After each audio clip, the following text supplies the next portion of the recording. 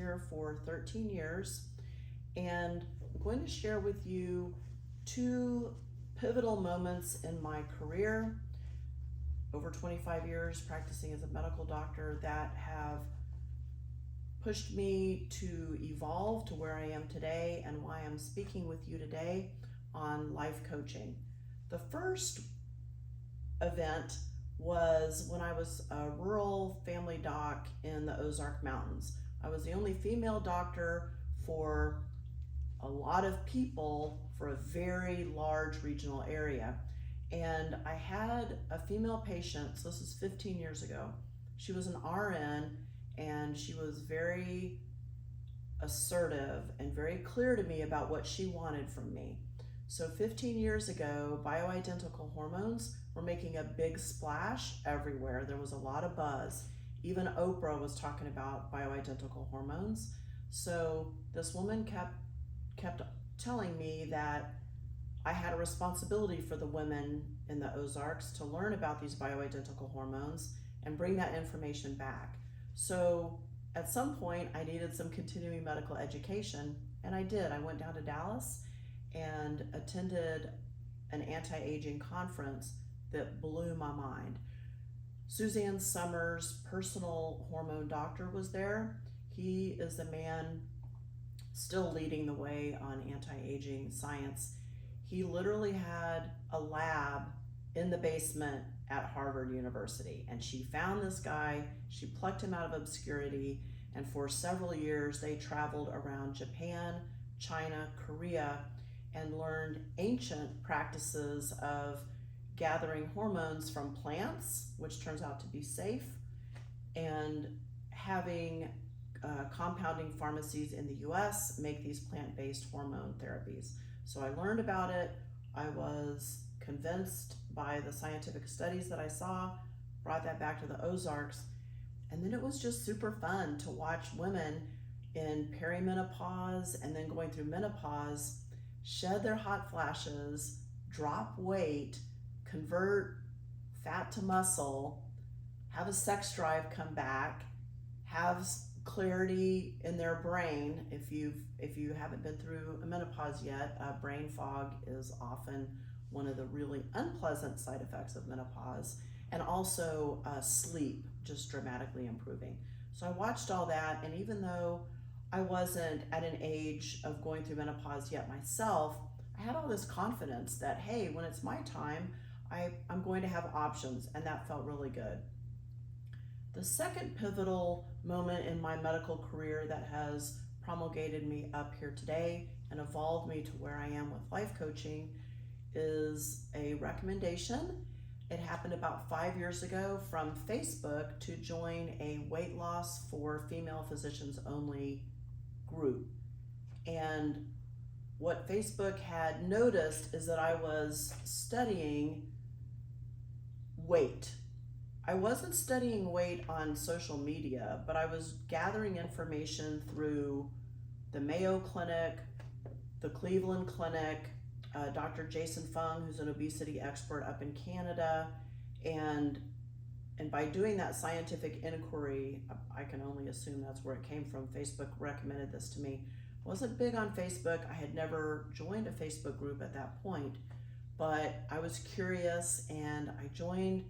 The woman who started that Facebook group, Dr. Katrina Ubel, only coaches female physicians in active practice. So she has a very narrow niche.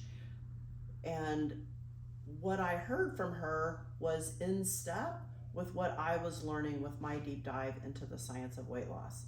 So I listened to her podcast for about a year, and I did the work that she recommended on her podcasts. I was losing some weight. What even felt better than that was the chatter in my brain was decreasing. I got rid of a couple of relationships in my life that weren't serving me anymore. Definitely noticed that I was a better listener. I got feedback from my staff that I was a better leader in my medical practice and in my IV therapy business that I run in Austin, Texas. I just felt better. And life coaching changed me for the positive. So I'm here before you today because I'm called to share this information, in particular with women over 40, because that's been my journey. So I'm 57 now, and in my 40s, I felt old, I felt tired, and if you knew me before, you would know that I look at least 10 years younger now than I did back then, and that comes from the inside. I feel so much younger. We can expect with bioidentical hormone therapy and or life coaching to feel like we did at age 32 to 37. Now that may sound too good to be true, and don't worry, I'm going to break the science down for you, but that's the little hook that I want you to hear and feel. All right. What I learned was something called the think, feel, act cycle, and I'm going to break that down here in a little bit.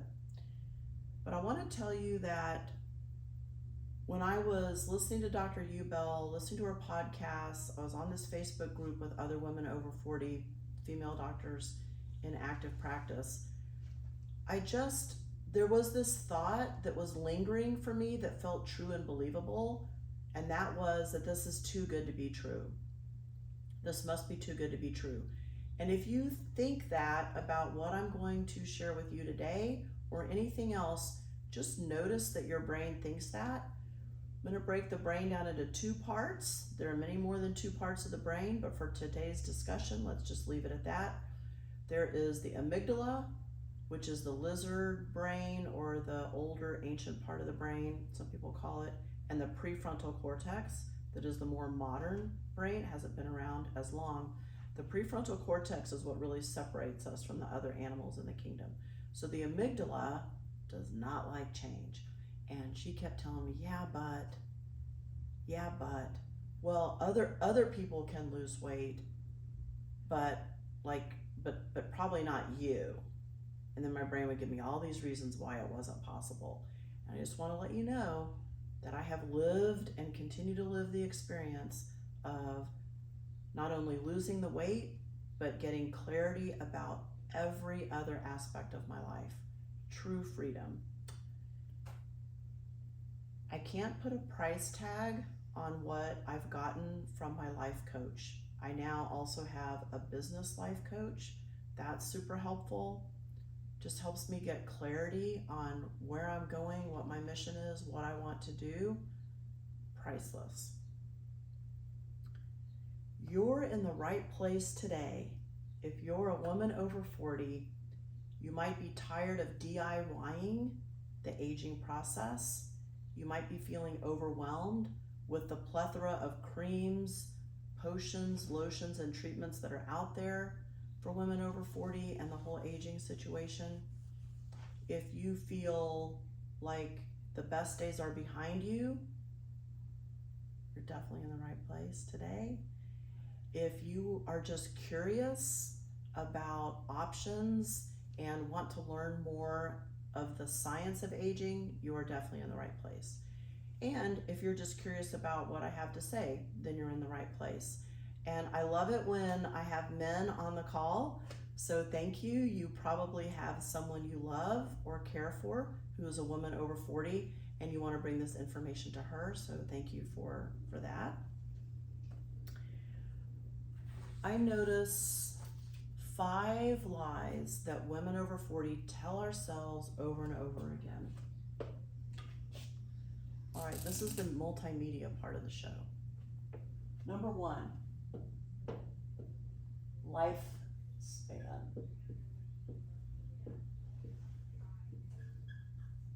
You probably have an idea of how old you're going to live to. And if you do, I want you to take a look at that number and ask yourself why you think that. I would guess that it has something to do with the history in your family. Maybe most of the women live to 72. You might think, oh, I'll probably die around 72. And I have a question to ask my live audience and the audience at home. what do you think the average lifespan worldwide for females was in 1950? And I'll give you a little hint to get your brain going. The average lifespan today for women worldwide is 76. So what do you think it was back in 1950? Anybody want to guess? 66. We have one guess of 66. It was 49. Only back in 1950, the average lifespan was 49. Today in 2023, it's 76 for females in the United States. We are on track, ladies, to live well into our hundreds. Those of us who are now in our 40s and 50s can expect to live to 130, 140 years. This is not something that we talk about very much, but it is the fact, and it's certainly not for everyone, but the average lifespan just increases and increases. So there's a little food for thought. The second lie that I see women over 40 tell themselves on the regular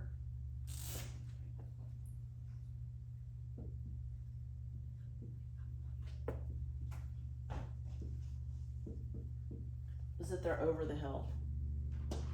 All right, what hill? There ain't no hill. If there's a hill, it's just in your mind. We all know what this expression means. It's just that there's a made up hill. And when there's a hill, you're going up the hill, right? Then for a certain period of time, you get to be on top of the hill, and then you start this descent on the other side of the hill. But it's an imaginary hill. And who decides what that hill looks like? And who decides when you're on the upswing of that hill? Who gets to decide when you're on the top of the hill? And who gets to decide when you're going down the hill? All right? So give a little critical thought to that. I love thinking that I'm just on top of the hill. I'm not sure when I'm going down the hill, but I'll be the one who gets to decide that. The other third lie that I see women over 40 tell themselves on the regular is that they're just no longer beautiful. And in my experience, men who recommend their mothers, their sisters, their daughters, their spouses, their lovers to come to me for help, it's usually because they see how beautiful these women are. And don't we see it in each other, how beautiful each other is? But when you don't feel beautiful, or if you have the thought, I'm over 40, I probably won't feel beautiful anymore, that to me is a big reason why I'm here today. That's why I'm talking to you today. I want to give you the good news that it is absolutely possible to feel beautiful, okay? Then the fourth common lie that I see women tell themselves very often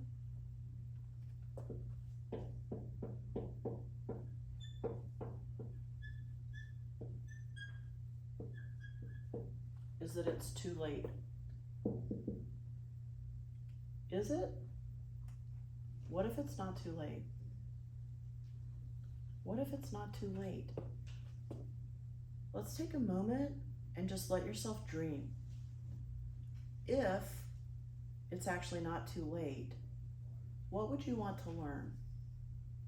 What would you want to do? And now that you know that you may have a whole lot more years than maybe you were thinking before, whoa, what could you do? What would you want to do if it's not too late? And the fifth and final lie that I want to talk about today is that it's genetic.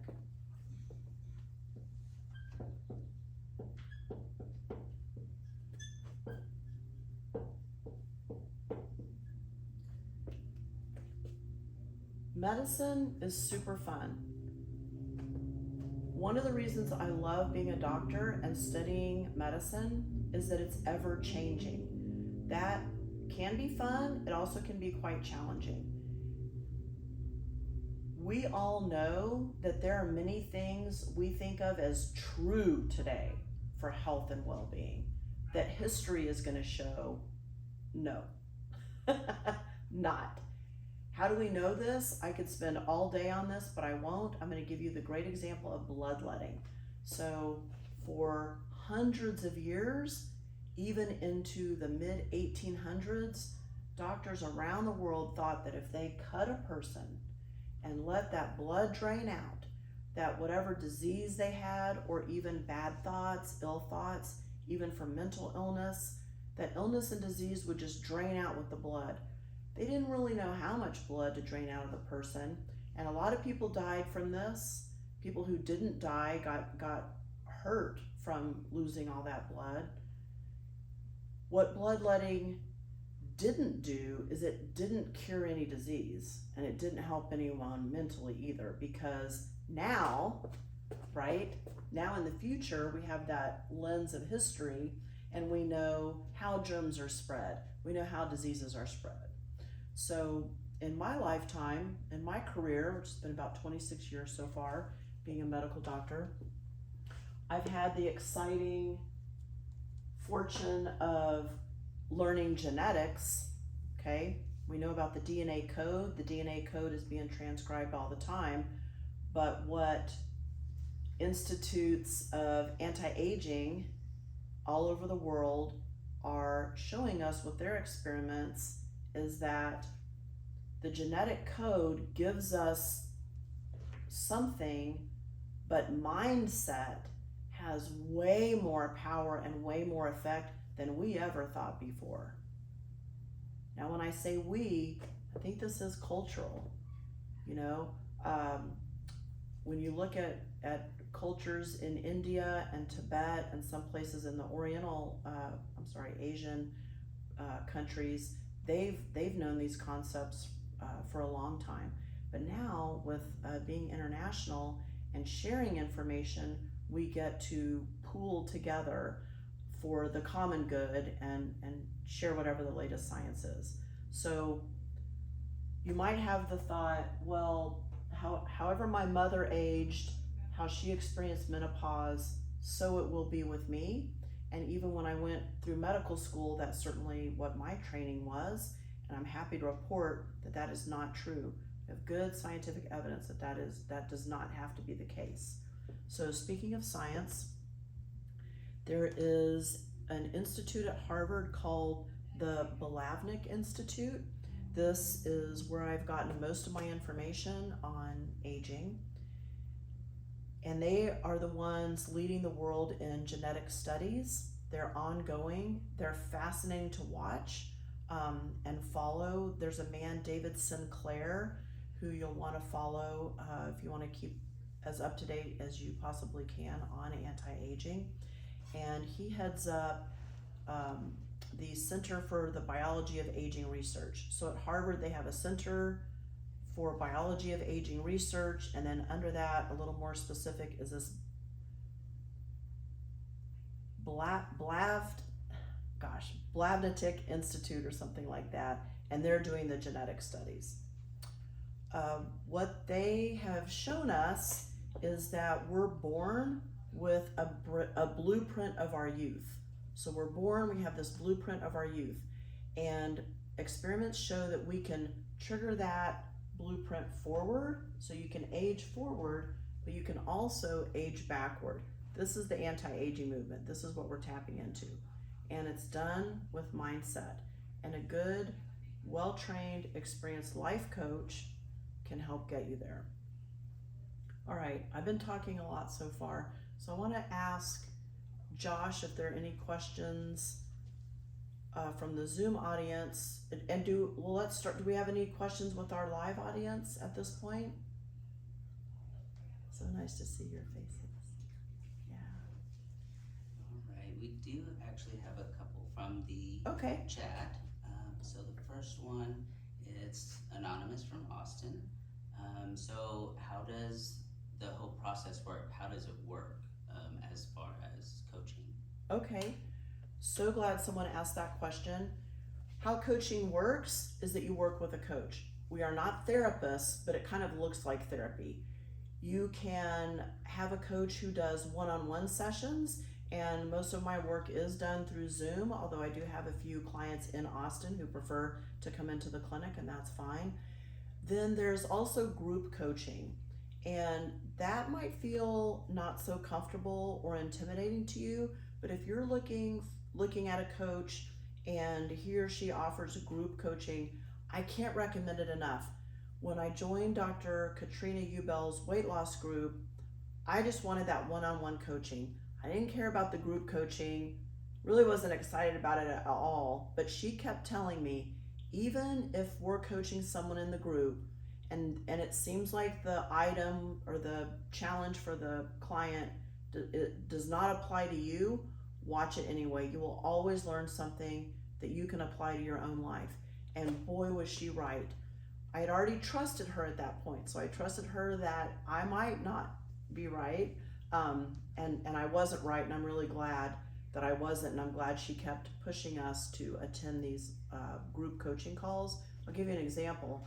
I don't have children, but I would watch women get coached about their relationships with their kids, some with young kids, some going through the empty nest situation, and all of the life coaching skills just apply to everything. So I've already mentioned weight loss. That's how I got introduced to life coaching, but life coaching helps you with weight loss, drinking less alcohol or stopping alcohol altogether, gambling,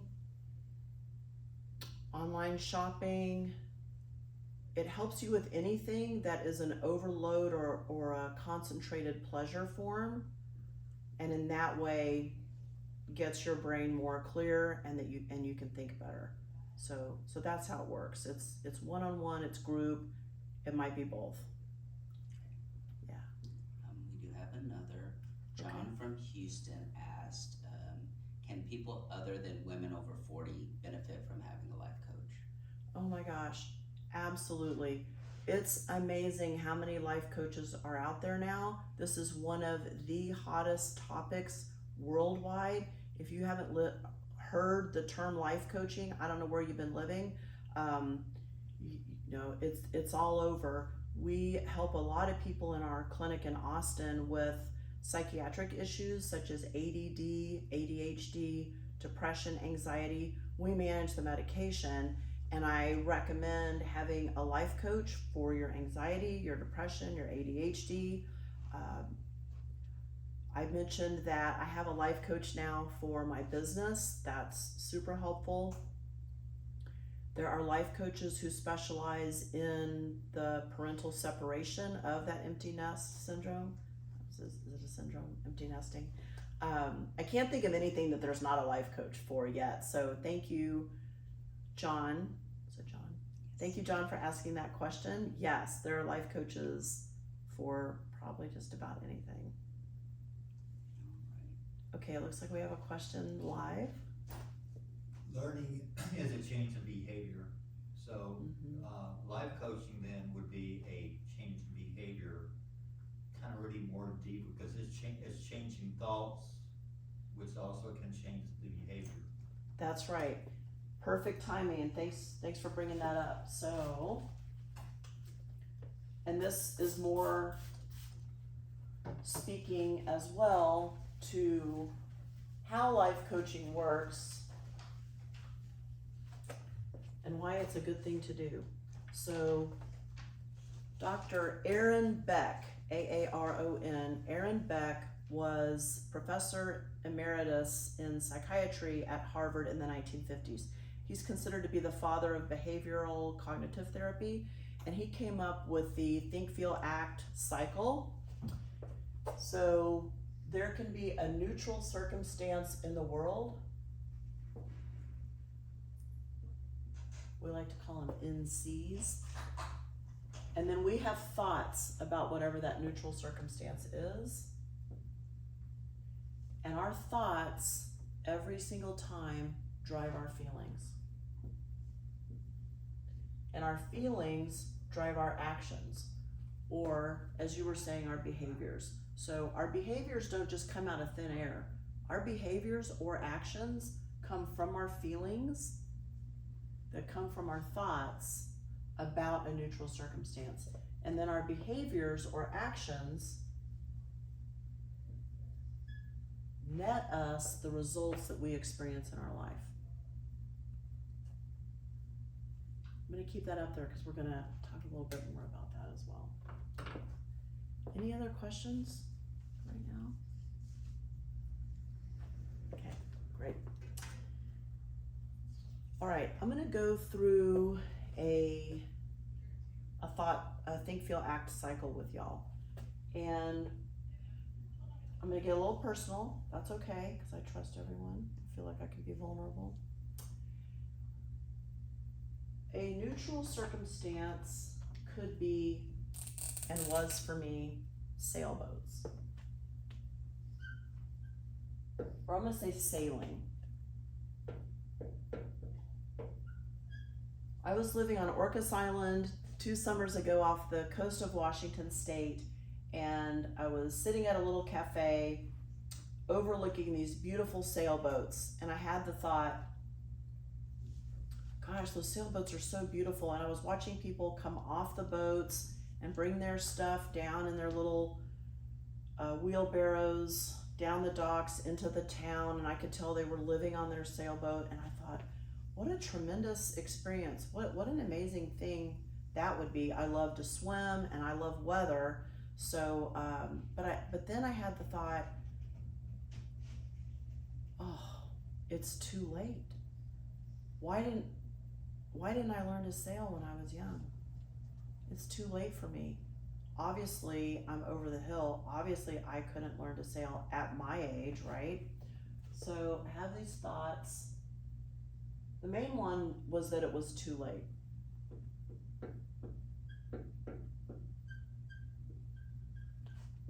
For me to learn to sail.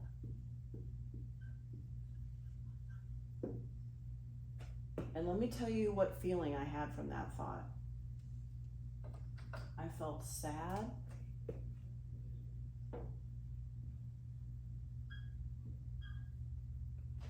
I had a lot of feelings, but the main one was sad. And so, guess what action I took? Because now I've got self-pity, I'm feeling sorry for myself, I'll never get to sail, these people have these amazing lives, it'll never be me. So I was sitting there and I was drinking a glass of Chardonnay. I had a couple more glasses of Chardonnay. So, alcohol. I overate.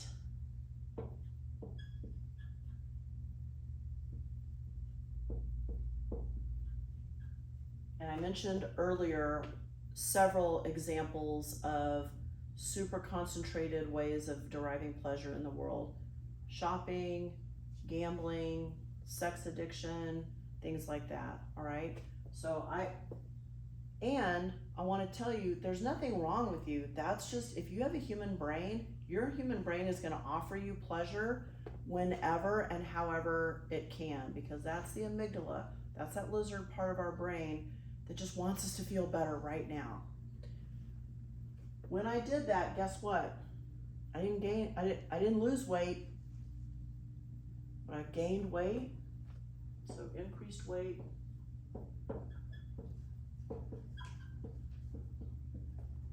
Fuzzy headed the next day.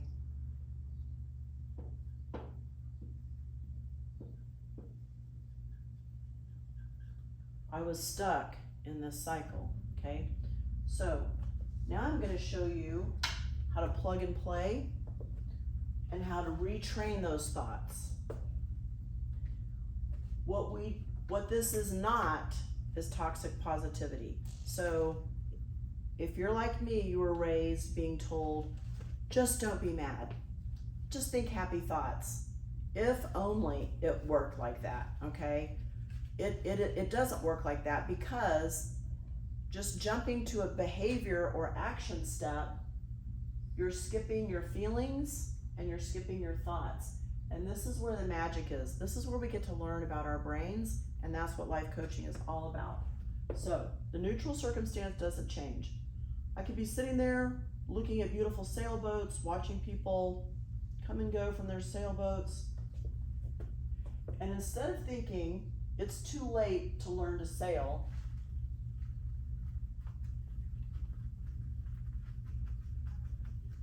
because I was getting coached at this point, and I brought this horrible feeling to my coaching group.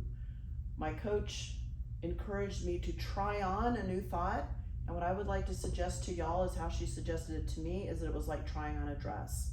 I'm not necessarily buying the dress, I'm just at the store and I'm just gonna try it on. If I like it, I may wanna buy it.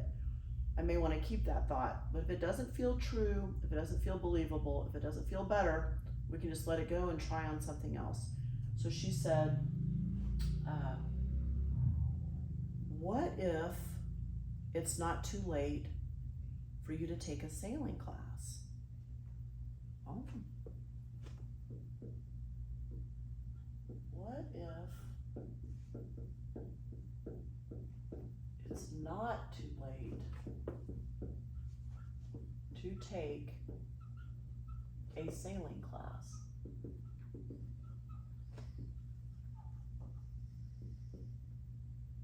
Now, instead of feeling sad, now I'm not going from sad to elated, but I went from sad to curious.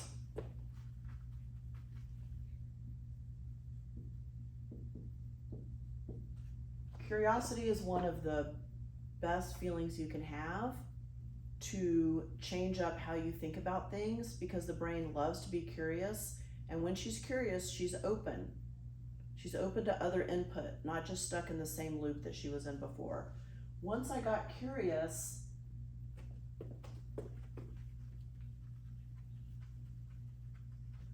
probably no surprise, especially if you know me, I started talking. And in particular, I was living on an island, there are a lot of boats. I started asking around if there was a sailing class.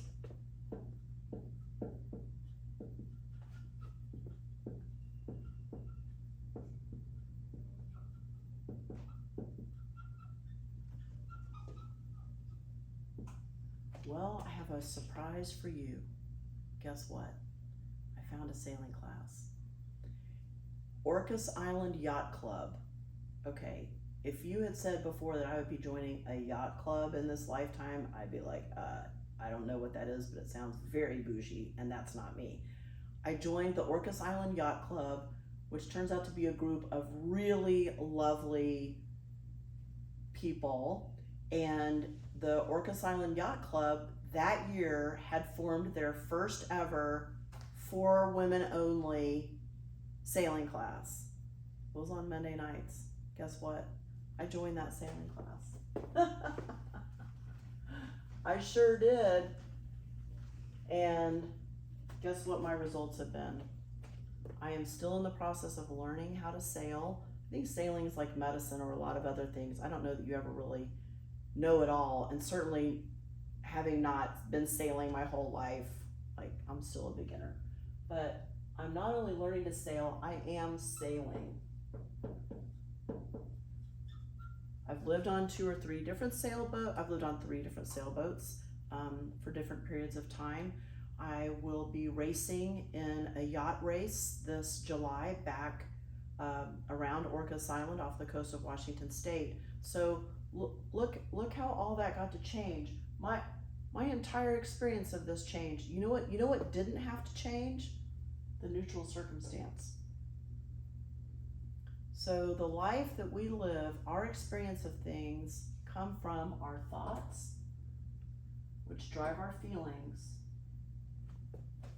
Our feelings drive our actions or our behaviors that lead to the results that we get in life every time. So this is one of my favorite examples.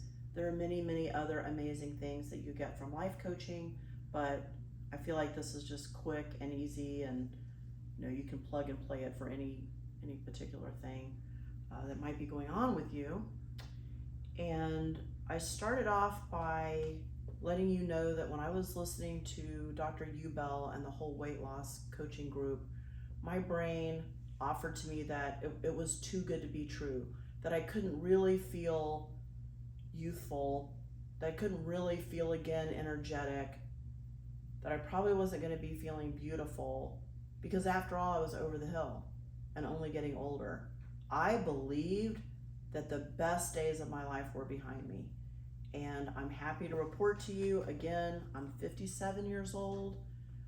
I believe that my best days are yet to come. It is entirely possible that I might not even be over halfway done in my life, which actually means I'm just approaching middle age at 57. I feel great. I have tons of energy, and I love my hormones, and I love my life coaching. So if you think you might want to feel this way, feel a little bit more, have some of this, I recommend that you look for a life coach. Look for a life coach who's also a doctor. He or she can bring the science aspect if that's important to you. I am not the only good life coach out there. I love talking about life coaching. I'm so glad that we had someone ask if there's life coaching for other things, because absolutely. This is just new and it's getting a lot of buzz. Sometimes I like to think back to what it would have been like for our grandparents when the telephone was invented, and there were all these theories, and boy, people were really, even the new telephone had its haters. But the telephone certainly came, changed all of our lives, and there it is. You might be asking yourself, why me? Why Georgianne Freeman? And I've kind of tiptoed around it, but I'll just come right out and say, I may be the right life coach for you if you're looking for someone who's a doctor and a life coach and who's been through this experience herself.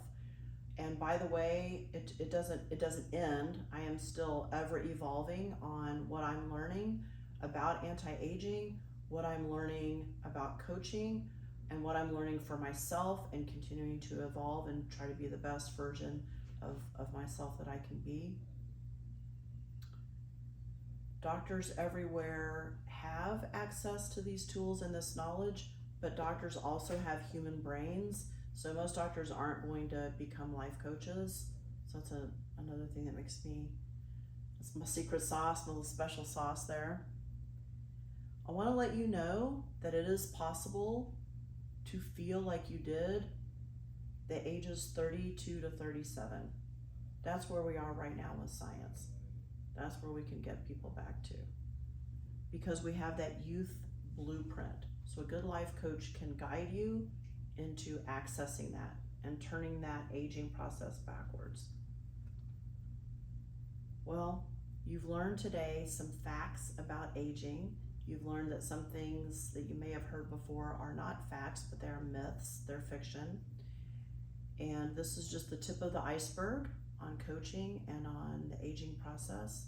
I'd like to open it up again for any questions or comments that anybody might have here physically or in Zoom land. Yes, I'll say, Dr. Freeman, I share everything you're talking about. You're from the sailing experience in my situation as well, which has been more of a battle to keep it positive and think, yes, I can, or solutions instead of the problem, and it doesn't pays off in the long run without you feeling it. It just like surfaces. Yeah, thank you so much for sharing that. I'm just going to repeat, and please, if I get the words wrong, correct me. So we have someone in the audience who's sharing that she believes everything that I've been saying, and that she has experienced the same thing. When she's thinking positively, she feels better, and sometimes that's a real challenge. Boy, ain't that the truth. And also, sometimes we don't want to feel good. So I will share with you that my father committed suicide last May. And I have thoughts about that. I have feelings about that. And sometimes I just want to feel really shitty about that. And I allow myself to feel negative feelings because that's true and believable to me. The other thing that one can develop is the skill of feeling an emotion and letting it pass, because if we numb ourselves with food, alcohol, gambling, sex, drugs, you name it, the thing that we are feeling uncomfortable about and those thoughts and feelings don't go away. They lurk on the corner and they wait. So whenever you come out of whatever you're numbing with, those feelings are going to be there. So we can learn to just go ahead and feel those really uncomfortable feelings and let them pass. That's how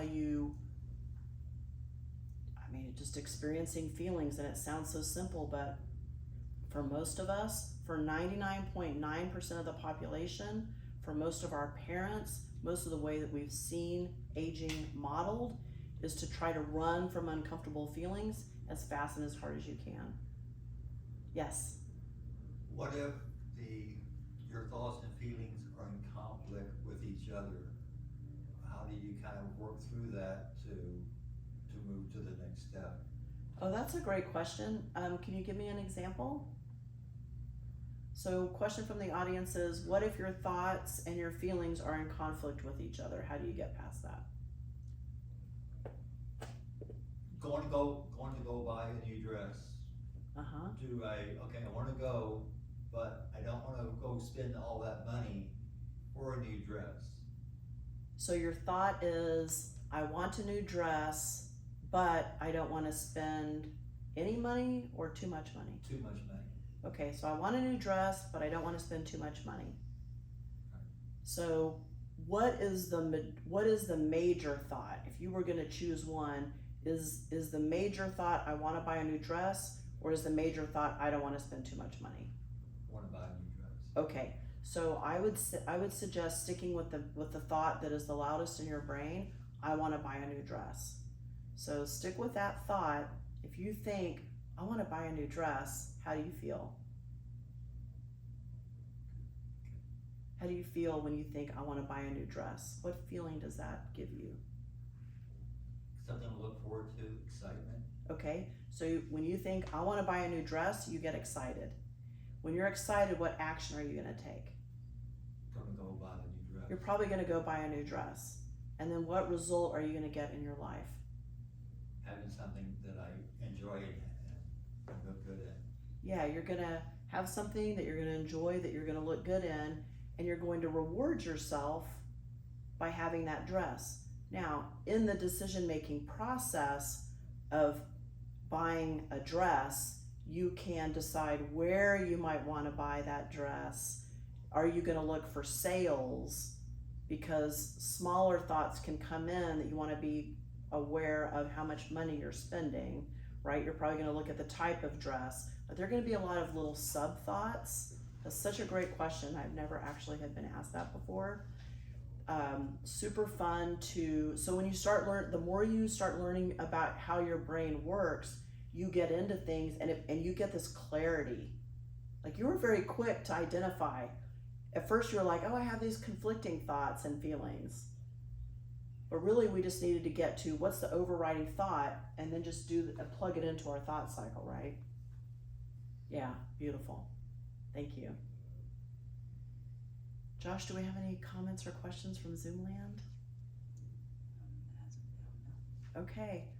Well, listen, I want to thank everyone for your attention, and I also want to thank you for coming together with each other. One of the things that I'm doing is creating a community for women over 40.